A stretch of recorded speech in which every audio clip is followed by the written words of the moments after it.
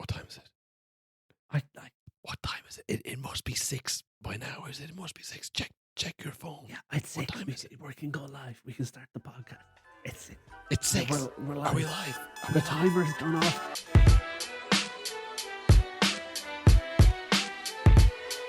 It's best you be a gentleman and you watch what you say. Jesus Christ can't save you. Gangsta go against the grain. Yo, no more freestyles and verses. Welcome to No Nonsense Christmas morning edition. You're sitting by your tree, you're opening your presents. You're maybe getting that first bit of caffeine for the long day ahead. Just trying to make it 12 and you can start drinking. I know the feeling. And we're the same. We've been up for hours now. We couldn't sleep. We've been just dying to start this podcast. The annual No Nonsense. We're in the bunk beds. Yeah, we're sitting. I'm on the bottom bunk. Will's on the top bunk, and we're facing a mirror that's opposite the bed, and that's how we're podcasting. We're in matching pajamas naturally, and yeah, look, we're happy to be here. Will, another year has passed, and as usual, we get kind of reflective on Christmas, reflective on the season that's been. Do you want to start off with some absolutes, perhaps? Yeah, sounds good. Get right into them. Yeah, get right into them. I have one starting off. I think my absolute is pretty recent, actually. Just from the last weekend, really. It's really colored my absolute.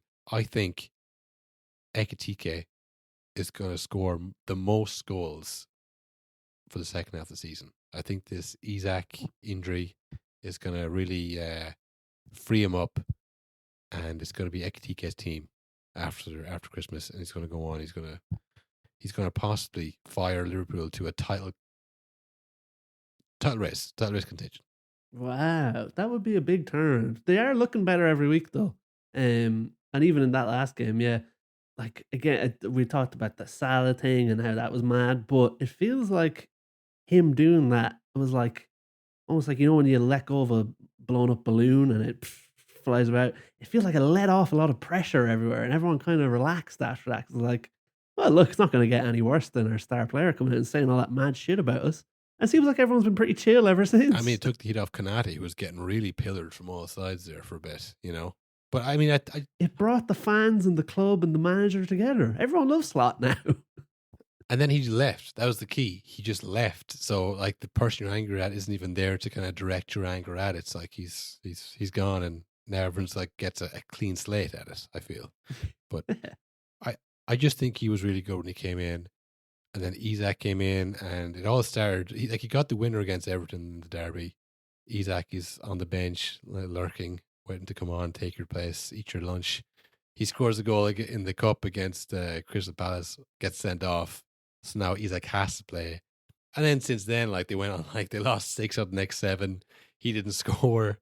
Just the whole thing fell apart. It was like, if Isaac had never come in, he wouldn't have been rattled. He wouldn't have up his jersey. I mean, it's a totally different Ekitike. We're starting to see it now in the last couple of weeks. He's got 4 goals in 2 games. He is a really good player, and it's just going to be all him now, which he was at the start of the season, and he did fine. So I think it's really going to unlock him, and I don't know where that leaves Isaac, to be honest. I mean, 26, come back from injury, a really good player in your position. I mean, like a big injury. Like, do players really come back from broken legs the same? I doubt it. Yeah, I mean, a lot of rehab would be needed, but he doesn't strike me as kind of the Ronaldo type, the kind of insane kind of, I'm going to get in the best shape of my life after this. I think he's a bit more kind of naturally talented. Yeah, remember a lot of people were kind of making fun of, quite meanly, but they're making fun of the picture of him in preseason where he had no top on. He looks like he's a pretty skinny guy, and people were like, this isn't like, come on, man. Everyone's jacked these days. You got to be jacked. Yeah, I mean, pretty tepid take, I would say, to be honest. It's not that hard of a take that Ekitike is good at football, but I think, he got a little bit of a knock there from his confidence, but he's going to be back in a big way. I have a pretty hot take. It's not really a take, more like a premonition or a prediction, more so. Okay, but cool. I Mystic. can foresee Erling Haaland picking up particularly not a bad injury, but I do think he's going to miss some time soon. And again, like you said, the weekend kind of shows you that the Ekatike thing made you stronger. Seeing Bruno Fernandes limping off, holding his hamstring, which like this is like a marathon man, a machine of a man. But it's like, well, the games really are catching up on everyone now, even the guys who like happily play through every type of pain imaginable. And I saw Chelsea have had so many injuries. Cole Palmer has essentially never recovered from having to play the Club World Cup yet. So like Man City were Yes. also in that Club World Cup. And they've kind of gotten away with it so far because of their squad. But I think a big injury to Haaland is in the future, the near future, and like a hamstring or some kind of muscle injury or something. And then I think once he's gone, City could be in a bit of bother. Like they're a lot better now. Foden's scoring, other people are scoring, but like we said, he's scoring 50, nearly 60 plus goals this calendar year. It's going to be tough to replace those for even a few weeks. You know what, Will? To the hill for 5. You know what? To the hill to 6. To the hill to 6. You see this Diamonds Gym thing? No. You seen the unk in the Diamonds Gym? No. It seems like the worst place in the world.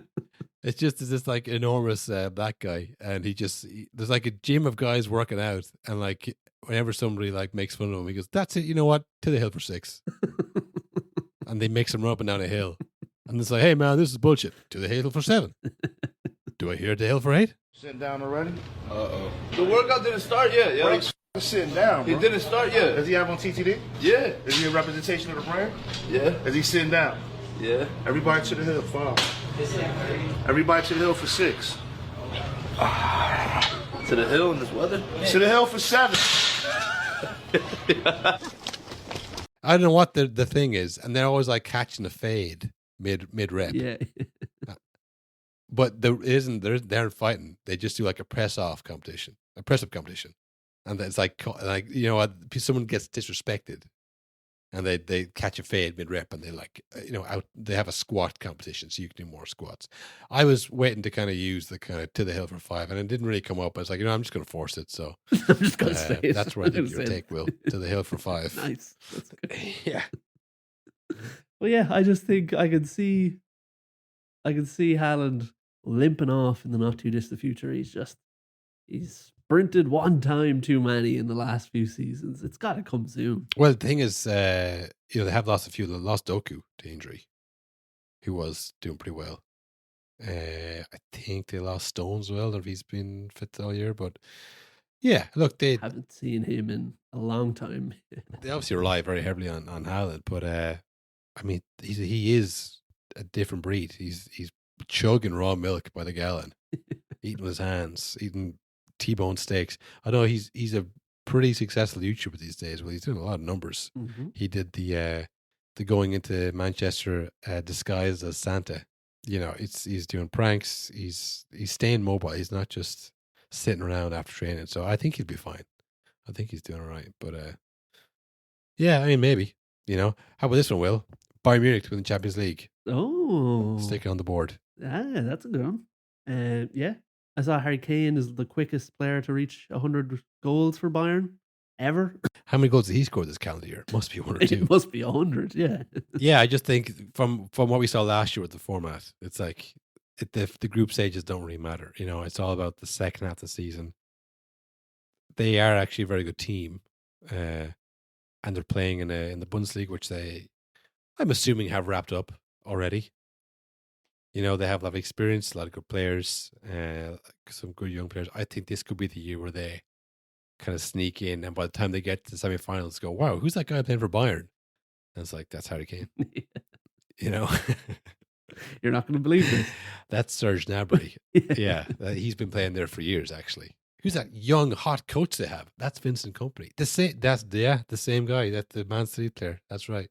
We'll know because we're the Burnley guy. Yeah, Burnley. That's right. He was having a go in the documentary. Do you remember that? The fucking Goodmanson. Yeah, I could see that. I like the sound of that one.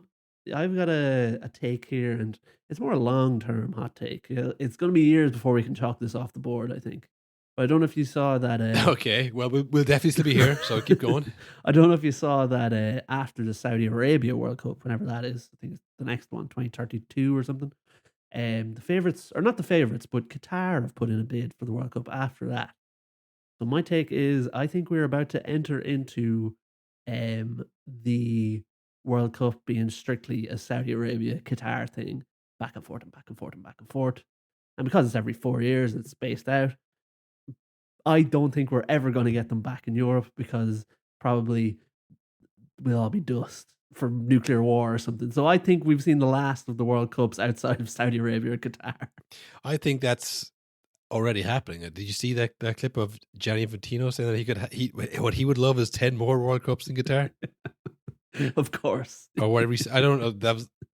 I know that was the quote, but there's a clip of him asked him what do you want from the World Cup or some of that, and he said, Well, I said it some time ago. I would organize the next 10 World Cups all here in Qatar if it was down to me, because it was just such a wonderful experience for everyone.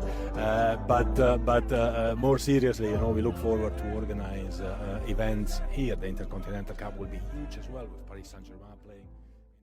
if I was to go to carry on from your hot take, from your your point, to carry on from your point, I think maybe that's been the plan for years, because all we've heard is like, oh, the ghost stadiums, these World Cups, they're ruining these countries, like ruins the South Africa, Brazil.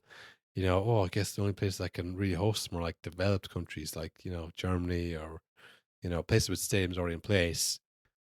And then they go to the US, and it's like, hey, maybe we'll sell the tickets, and maybe we'll tout them, maybe we'll make this prohibitively expensive. And now they're like screwing some of the cities in the US, the point where like no one is going to want this. No, yeah. Maybe there's maybe 3 of the teams in the World Cup have a travel ban against them. Maybe we have to figure that out. But this is like FIFA's, because you can't just take it away from people. You have to make it so unappealing that every country's like, we don't want the World Cup. No one's bidding for this. The only person that's bidding for it is Saudi Arabia. So then he goes, well, look, I guess if no one wants it, I just have to give it to these guys. But the whole time it's like making it more expensive, taking out all the money for yourself, giving nothing back. It's like, well, I guess, this is what you guys want. You want the World Cup in Saudi Arabia? They're the only team that wants to host it. Going once, going twice. All right. Middle East forever.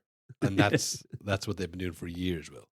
Ever since they awarded Qatar, the Qatar Great World Cup, no complaints except from the people who complained. But when the people who are there love this, then every other World Cup is like prohibitively expensive. Like there was no talks of like, oh, what are we going to do these stadiums in Qatar? There wasn't a single complaint. Yeah. I'm sure the Qatari League could use the domes. So yeah, I think you're on them there, Will, and I'm fully on board with that conspiracy theory that I just made up. I've got again, I get mine are more predictions more so than hot takes. Thinking about it, but here's one that I was thinking recently. I think that in the next year, maybe 2 years, maybe actually probably this year, I think around maybe World Cup time, we will see Roy Keane on The Simpsons. No chance. No chance. You don't think they're going to have like a football episode of The Simpsons? They love cameos. That's all that matters now. They'll get whoever is big names. There'll probably be like a Gary Lineker, a Roy Keane, Haaland. You know what I mean? I could see that. No, you need to be kind of recognizable, especially from this part of the world. For Americans, like, I mean, Ricky Gervais was on it because he did the award show and became super. Even though he'd done movies in America for years, people didn't know who he was until he did the Oscars and roasted everybody. People were like, oh, I know that fucking smug English guy is. Like Roy Keane is not internationally known at all. Like he's never getting Simpsons until he. Well, I think he'll be one of a cast of, like the baseball episode, kind of like there'll be a whole cast of characters, and he'll be one, and maybe like Beckham, and like it'll be a whole slew of them, and he'll be the lower one on the rung. But Beckham is the one that people they won't put somebody that no one knows. They're not going to put Roy Keane ever in there. You got to break America.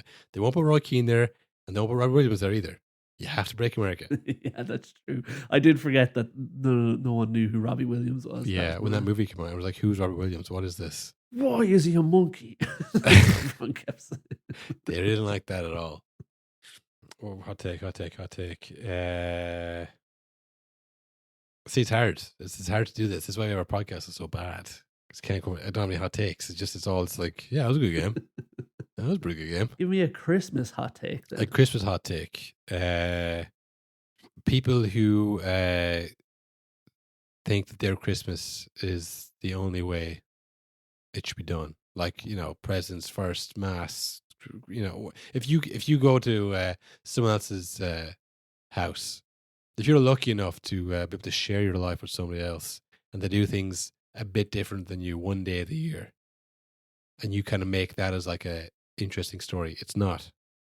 It's not an interesting story to tell me what your spouse does. They have their dinner, get this, at 4. Like, you know what? Just get over it. Start your own thing. You create your own thing. You meet in the middle. But I think people who complain about that kind of stuff, it's just like, it's like the lowest kind of like local radio type banter shit in the world. And I just, Also, don't take any fucking pictures of your dinner. Oh, no, all right. I'm going to disagree on that. Now, not that I want to see people, like, I don't take pictures of my dinner. One of the greatest joys of Christmas is seeing people's bad dinners. It's incredible. The dinners get worse every year. But the picture quality gets better, so the dinners look even worse every year. It's incredible. It's a great source of entertainment. But this is what I'm saying, folks. Will is laughing at your dinners. So just so you know, you're sending that to what you think is your friends. Yeah. You are if you put your dinner up on, if you know us at all, or even if you follow the No Nonsense page and we follow you back, if you've ever put up a Christmas dinner on your story, I have screenshotted your dinner and put it into various group chats. And we've zoomed in on things on the plate. This is what I'm saying. You're just setting yourself up. It's just not that good. Like, I've been places where you get a meal and you're like, wow, that is an incredible display of food. That's just the presentation. You take a picture because you're like, wow, this is it's picture worthy. It's like it never does it justice. The angle is like down, looking at the plate. The candle is making a weird shadow on it. Like, the best food in the world doesn't ever look good from a picture like that. When you look at a menu or a website, is the food ever taken from above? You know what I mean? It's taken from like an angle with like professional light. It's never taken from where you're sitting. You never see that. So don't do it. Don't post it. You just put like the best food, the best dinner, which might actually look nice and taste nice. It doesn't look good, and everyone just makes fun of you. So just stop doing it. You know what my favorite thing about it as well is? The people putting up the pictures of the Christmas dinner. It must be the least interesting day of the year to put up a picture of your dinner, because it's the one day of the year where everyone has the same thing for dinner. More or less. So you're just putting up a picture of what everyone has. You're putting up a bad version of what everyone else has. You know what I mean? A top-down, bad angle version. The odds of you having the best one, is insane. Like, that's never going to happen. There's 100 people in your estate who have a better version of that dinner at that time. But you know what we're going to see this year, though? AI enhanced dinners. Oh, wow. Yeah. I can see that. We should put up one of those. We should take a picture of the pig we have here, the pig with the apple in its mouth we have for our dinner. In the spit, yeah. Yeah. A flambéed, like, massive carcass of an animal with an apple in its mouth. Just on fire. You're going to see a lot of that. You're going to see a lot of AI photos to make their dinners better, but not many more hot takes about Christmas. Many just, the last couple were kind of grumbles and complaints more so than hot takes, but you know what? I'll allow it. Because now it's, what's it now? It's we've been doing for 22 minutes. It's 22 minutes past 6 because I know you've all listened when it come out. Now it's time to go through the TV guide, see what's on the box. TV guide time. So it's TV. It's Christmas morning. It's 22 minutes past 6 in the morning. You're gonna. I don't know. Again, it depends on the family. Maybe you're going to mass. Maybe you went to mass last night. Maybe you're opening presents right now. Maybe you have the dinner at 12. Maybe you're getting a big. I think we typically have a big fry up. That kind of satiates us till about 3, and then the main show happens. And from there, it's just kind of chocolate and turkey sandwiches and sweets and just comatose and couch. Perfect for a good movie. Mm-hmm. We're all there on. We'll keep the 4 channels, just in case. Christmas night, RT1. We got Barbie. Cracker. Great movie. I think we said this the last time we saw each other. That, like, Barbie was a good Yeah. movie. The first half, pretty good. It gets a bit preachy at the end. They kind of, they abandon kind of any kind of conventional movie storytelling, and they just kind of say the thing that's happening just to really hammer home for the thickos in the back. But the first half is really kind of subtle and good, and great cast, very fun watch. Everyone's favorite part of the movie is obviously the man, Ryan Gosling. He's great in this. Sings his own theme song. Yeah. They also they had the formula figured out. I would say they wrote the film and they went, "This is fine. How do we take this to the next level?" And they went, "Well, let's think back. What did we do in the past? How about bumbling idiot Will Ferrell as a totally hapless bad guy in a suit? He's a childlike. He gets emotional all the time. Perfect. That's all you need, really." Did you have one then? If you don't want to watch Barbie, what else could you watch, Will? Well, if you don't want to watch Barbie, you could go over to TG Car, and this is earlier in the day. At about, what time is it at 11:45 in the morning, so just before 12 o'clock. So They have 5 hours before that happens, Will. they have a long time. Fantastic Mr. Fox is on, which is Oh, a yes. cracker of a film. The animation is beautiful. The beautiful voice also of George Clooney. It's unbelievable. Yeah, that's a great one. Let me see. Middle of the day, what we got? Come on, fucking entertainment.ie. You're killing me here. You're ruining the show. You're bringing the show to a grinding halt. I had to switch to RTE.ie, the entertainment.ie. There's too much traffic to the TV guide today, I think. Fuck. Just you and me, I think, is crashing it. All right. So maybe you watched Fantastic Mr. Fox at 11 in the morning. Again, maybe you've gone to mass last night. The first 3 hours of the day, you got a little time in the middle. Maybe you don't. Maybe you got to wait a little bit later on to get that middle bit. Maybe have the dinner at 12, and then it's after 12 you start to relax. If that's your move for the day, Spider-Man Across the Spider-Verse. Oh, yeah. Great. 3:30. Unbelievable, actually. It's in this kind of like what's the word? Serotonin based word. What's it called? Dopium fuels, like short form video. This holds up.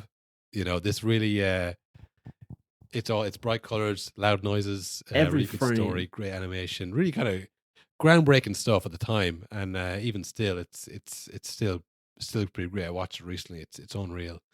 That's at 3:15 on 1 o'clock on RT1. Sorry, RT1. And again, that's family friendly. Whole family can watch that. It's all good. Little kids, elderly grandparents, they might go crazy watching that. But nevertheless, we can watch it. Yeah. And so you've got Fantastic Mr. Fox around 11. Then what time did you say that was on it? That was at 3:15. No, sorry, 35 minutes past 3. So you watch Fantastic. You don't want to go film to film. You want a buffer in between. So 2 o'clock. I don't know. I think everyone has this channel. I think everyone has all the Virgin Medias now as well. So Virgin Media 4, which I didn't know they went that high. 2 o'clock. We've got Niall Quinn, Boot Room to Boardroom. Tommy Martin sits down with former Republic of Ireland striker to look back at his football career.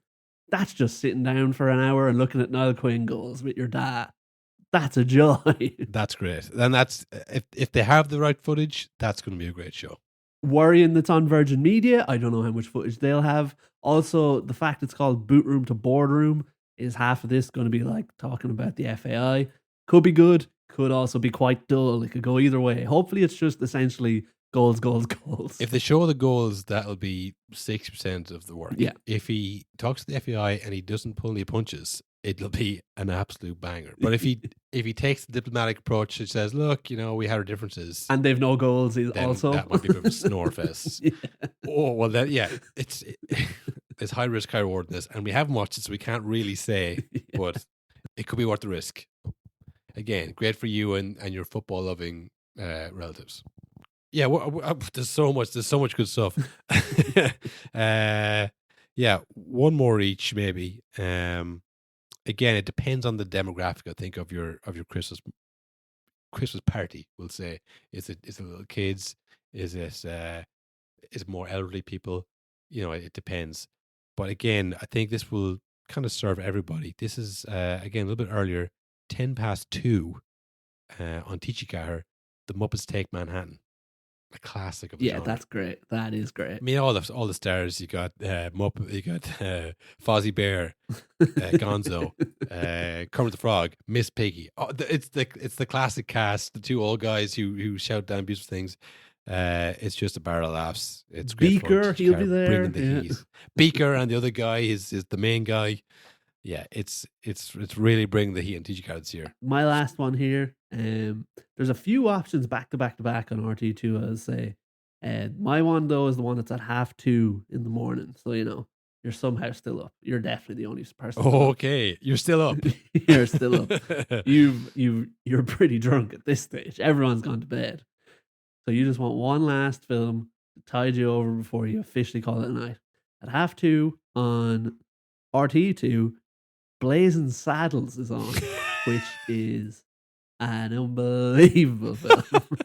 It's rare you see spoof movies anymore. Yeah. That used to be all the rage. Naked Gun kind of came back, but this is one of the classics of the genre, where Black Sheriff comes to a racist town and essentially hilarity ensues. That's the plot of the film. Hilarity ensues, of course. What else would happen after that happened? And do you want an honorable mention? Do you want to do one last quick one that maybe you're not so sure of? Because I've got one. Yeah, I've got a few. There's loads more I could say. I could definitely throw in an honorable mention. Oh, do you have one? You go first. I'll go for my one first. Go from Yeah. there. Well, if you're really going for it, before Blazing Saddles at 5-1, if you want to just make a marathon of this, Yeah. there's a film on called All the Old Knives, which I've never heard of. And have you ever heard of that? I'll give you the synopsis here. A veteran CIA operative is assigned to root out a mole with his former lover and colleague. Spy thriller starring Chris Pine. Oh, I like Chris Pine. Chris Pine's good. It has all the right words. I like the sound of it. Well, I have one more honorable mention. Again, it depends how your family dynamic is, but this one is for maybe people who've had an outburst perhaps during the day, and they've had enough, and they've had to go cool off either in their childhood room. They've gone for a walk or something, and maybe a bit premature to say you've ruined Christmas, but everyone's kind of gone to bed, and now you've kind of come back down to maybe get some extra turkey and maybe put on the TV. It's 11:15 at night. You turn on RT2, Fast X. Oh, And don't worry, yes. you're probably thinking, I haven't watched the other 9. It does not matter. Does not matter. So you can watch that till about 5-1 and feel a little better about the night that you've ruined by being too emotional, and finish off the turkey sandwich. And you know what? Not the worst Christmas you ever had. Is Fast X? I'm trying to think. I think Fast X is after The Rock has already entered the fray and ruined the franchise for Vin Diesel, and they hate each other in real life. I think that's when it really picks up, where it splits into two universes. Because you get Fast and Furious presents Hobbs and Shaw after that. Hobbs and Shaw, which is, by the way, an incredible film. Yeah, you got Idris Elba. The Rock pulls a helicopter to the ground with a chain at one point. I think Jason Statham stamps on a parking structure and makes it collapse. He does, yes. Yeah, he takes down. Yeah. It's the suspension of disbelief, I think, is very important to these movies. But it's again, I think maybe you don't have to have had a falling out with your family, but I think if it's one of those ones, if you've been drinking steadily all day, by the time it gets to You'll enjoy quarter it. 11, Fast X comes on, you go, oh yes, your true self, the shadow self comes out, and you can just fully enjoy Fast X without thinking, oh, this is a dumb film. I know this is dumb, even though I like it. You can just truly enjoy it in the comfort of your own home, a little bit buzzed. You can think things. You can be like, you know what? I think Ludacris is a good actor. I like him as the hacker. Yeah, that's the thing about it. Ludacris seems like the best actor in the room in these things because he is. There's a great showing, honestly. I'm going through the TV guide here. I'm actually surprised how many options there are throughout the day for different people. So I'm like, hey, you know what? This is one of the best ones. This is one of the best. And Yeah. I'm sure, I haven't seen it, but I'm sure Indiana Jones is in there somewhere. I'm sure it is. For sure. Yeah. It's got the classics. And then if you have BBC, it opens up a whole new world as well. So Um, But that will cover everybody. Everyone has the 4 channels. Everyone got the serve you. So you got them. You got plenty of options, and then plus the usuals. Your Mrs. Browns, your Home Alones, your celebrity chases, all those kind of stuff that's on all the time. If you want to watch, let me add this up. If you want to watch 1, 2, 3, 4, 5, 6, 7, 8, 9. If you want to watch 10 hours straight of The Big Bang Theory, you can do that on E4. That's going from Same as every day. 10 to 7. Same as every day. 10 to 7 in the morning until 5:30 in the evening. At which point, top 30 Big Bang Theory is on, where they go through the top 30 moments of Big Bang Theory. I literally used to watch Big Bang Theory on repeat in college 10 years ago, and it's still going strong. So that's staying power, folks. If that was us one day, well, people listen to. There was just like No Nonsense on repeat on Netflix. Just video episodes, nobody audio only episodes on repeat on Netflix, just all day every day. I don't know if you've seen this. Maybe it might still be going, Will, but I stuck on YouTube the other day, and The Office had a live stream of Office clips. Live, yeah. That is, if this was 10 years ago, that would be the dream. Pop it on at any time, Office directly into your eyes. I was saying, like, if it was in like a college house or something like that, just coming in like The Office clips on all the time, just coming in, that would have been. They've got there, but a bit late. Some of that's had as well. I'm not sure what it was. Oh yeah, it was the Lord of the Rings. MGM's YouTube just had like large parts of the Lord of the Rings chopped up, just playing continuously. Stick that on Christmas Day either if you want. Just stick on one of your favorite shows. It's now chopped up into short form video for you. Yep. I've noticed the WWE, they got rid of their network and it's now just on their YouTube. And at any point you can go onto their channel and it's like live 1994 Monday Night Raw. That is sick. Oh, it's an episode of WCW from 1992. Wow, Ric Flair looks so young. It's amazing. Yeah. You think I don't know the full story? You don't need to really. You just tune in, enjoy the bumps. Let's have a. I bet Fast and Furious are live right now on YouTube. Oh, what would they be under? Who owns Fast and Furious franchise? I'm not too sure. There's a channel called The Fast Saga. It looks like it's verified.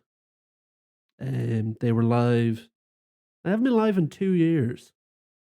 They they live streamed the red carpet for the Fast X premiere in Rome. That was the last video they put up. They do have 1 hour of explosions in a Christmas fireplace, though. As they uploaded that. Oh, that's good. Well, look, there's plenty of options. You can just stick on some brain rot, folks. Just put on some explosions for an hour. Stick on some explosions to have on in the background while you're eating your dinner. Fun for the whole family. Yeah, the options are there. I think we better go soon, Kyle, because what time is it now? It's 38 minutes past 6 in the morning. Yeah, it's the Chase Celebrity Special is about to start over on Virgin Media 1. I do not want to miss that, Will. Colin Jackson, Anne Diamond, Josie Long, and Nikki Campbell are on it. Well, look, I think that about wraps up the show. It's time to go. Thank you for joining us on our Christmas Day special. Whatever day you're having, I hope it goes smoothly. Hope you get everything you wanted, and we will see you Monday for more Prem action. We have the big what's it called? Stephen's Day game. Have they branded that yet? Have they called it anything yet? Oh, Super Steve. Well, it's Boxing Day, I suppose. So I don't know. It'll be something. It's much worse, by the way. The spread of games across the whole Christmas week. It's like it should be one day. And then the next day, and then also the next day. This is like, who's playing? Who's playing when? Well, this is what the players wanted. They wanted some kind of break, and under our noses, they seem to have brought it in. So we'll see how we'll react to it. Everyone gets a break except for Man United. Also, they brought this upon themselves, and they know it. So look, happy Christmas, everybody. We'll see you next week. Good luck. Enjoy your day.